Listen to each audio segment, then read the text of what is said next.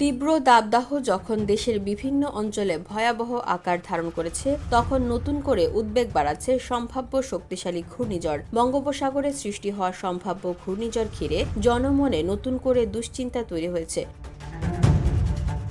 এই অবস্থায় কানাডার সাসকাচুয়ান বিশ্ববিদ্যালয়ের আবহাওয়া ও জলবায়ু গবেষক মোস্তফা কামাল পলাশ সামাজিক যোগাযোগ মাধ্যম ফেসবুকে দেওয়া এক পোস্টে বলেছেন, 24 থেকে 28 মের মধ্যে বঙ্গোপসাগরে একটি শক্তিশালী ঘূর্ণিঝড় তৈরির আশঙ্কা রয়েছে। এই ঘূর্ণিঝড়ের নাম হবে শক্তি। শ্রীলঙ্কা এই নাম প্রস্তাব করেছে। পলাশ জানিয়েছেন, 24 থেকে 26 মের মধ্যে ঘূর্ণিঝড়টি ভারতের উড়িষ্যা উপকূল থেকে শুরু করে বাংলাদেশের চট্টগ্রাম উপকূল পর্যন্ত যে কোনো স্থানে আঘাত হানতে পারে। তবে ভারতের পশ্চিমবঙ্গ ও বাংলাদেশের খুলনা উপকূলে আঘাত হানার আশঙ্কা সবচেয়ে বেশি।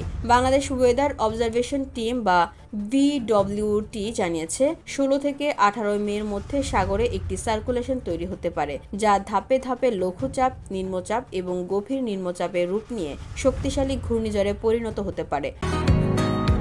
বসুন্ধরা, উত্তরা, বনশ্রী, কুড়িল ও বাড্ডা সহ রাজধানীর বিভিন্ন স্থানে অভিজাত ও অত্যাধুনিক মানের ফ্ল্যাট কেনার এক নির্ভরযোগ্য প্রতিষ্ঠান প্লেজেন্ট প্রপার্টিজ লিমিটেড।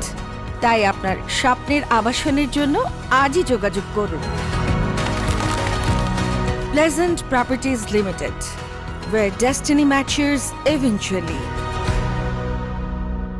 বাংলাদেশ আবহাওয়া অধিদপ্তর জানিয়েছে, এখন পর্যন্ত শক্তি নিয়ে কোনো চূড়ান্ত সতর্কতা জারি হয়নি। তবে পরিস্থিতি নিবিড়ভাবে পর্যবেক্ষণ করা হচ্ছে এবং সময়মতো প্রয়োজনীয় সতর্কতা ও নির্দেশনা দেওয়া হবে। বিশেষজ্ঞরা ইতিমধ্যে উপকূলীয় এলাকায় বাসিন্দাদের সতর্কবার্তা দিয়েছেন। তাদের মতে, এখন থেকেই স্থানীয়দের মানসিক প্রস্তুতি নেওয়া উচিত। বিশেষ করে মাছ ধরার ট্রলার ও নৌকা নিরাপদ স্থানে সরিয়ে ফেলতে হবে। পাশাপাশি আশ্রয় কেন্দ্রগুলো প্রস্তুত রাখতে হবে, যেন জরুরি প্রয়োজনে মানুষ সেখানে আশ্রয় নিতে পারে।